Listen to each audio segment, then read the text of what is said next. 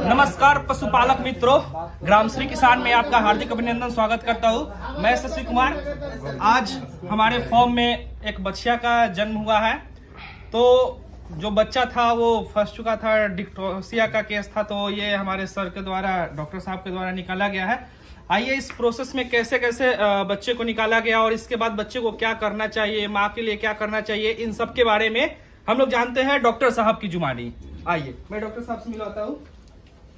यहाँ पे जैसे आप देख रहे हैं कि हमारी संस्था के प्रिंसिपल डॉक्टर ब्रिन सर है और डॉक्टर सुनील सर है, इधर शैलेंद्र सर है और रजत रंजन एनिमल हस्बेंड्री ट्रेनर, और पीछे जो हमारे साथ में है ये एआई वर्कर्स है।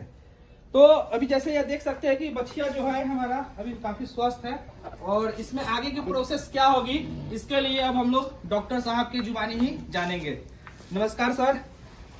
नमस्कार सर। नमस्कार। नमस्कार सर। ये जो बच्चा अभी हुआ है तो इसमें ये बच्चा फंस चुका था, तो सर इसको कैसे निकाला गया और अब इसका आगे देखभाल कैसे होगा इसके बारे में जरा सर हमारे पास। तो कैसे निकाला गया इसको मैं डॉक्टर सुनील कुमार सिन्हा ने इसको टेक्निकली कैसे निकाले। बच्चा बुरी तरह फंस गया था।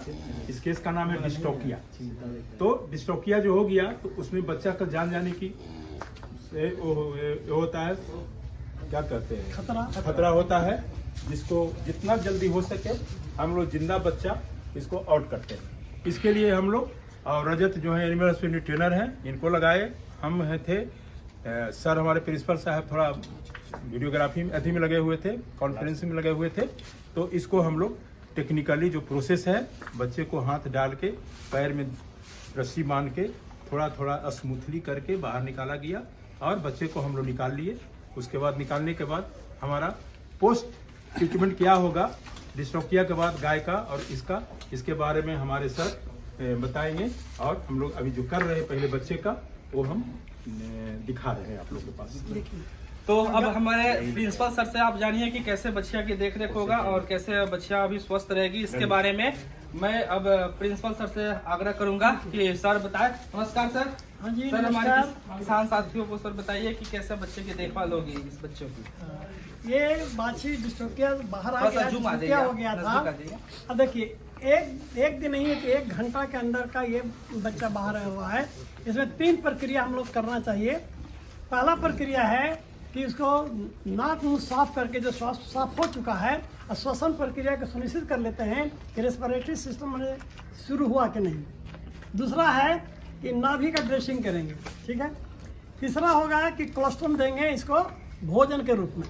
अभी तक तो पलते हुए पेट में बच्चे को माँ से ही पोषण के लिए, बच्चे के पोषण के लिए पोषक तत्व मिलता रहता है पूरे जेस्टेशन पीरियड तक, ठीक है। अब आ गया बाहर, अब इसका पेट बिल्कुल खाली है, लेकिन ड्रेसिंग करने के बाद इसको इसी का माँ का दूध जो गाढ़ा पिला होता है, इसको कोलोस्ट्रम कहते हैं, कहीं कहीं फेनुस कहते हैं, खिरसा कहते हैं, इसको पिलाएंगे।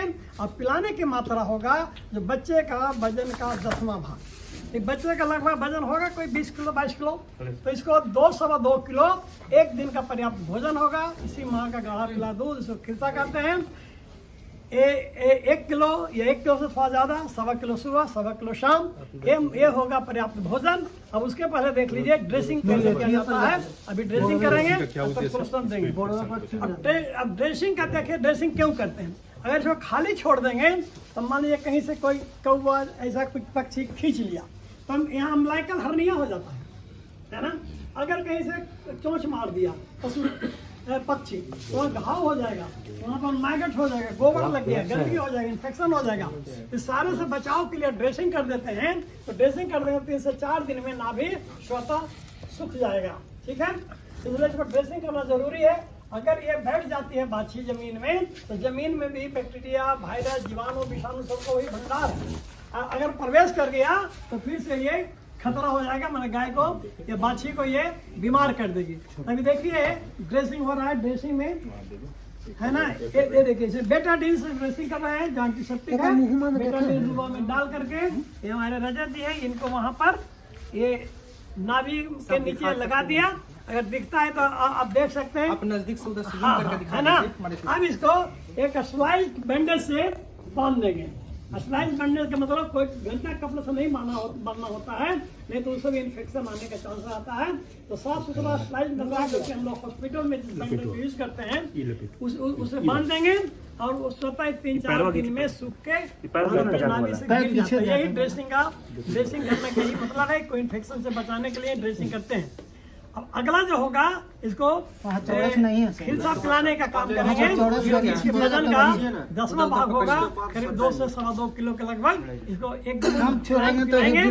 यही है, ये बच्चा भी पहले जान चुके हैं कि डिस्ट्रोफिया हो गया था, फंस गया था और इसको बाहर निकाला गया है डॉक्टर सुंदर सिन्हा जी के द्वारा, अनिल कुमार सिन्हा जी के द्वारा। Thank you.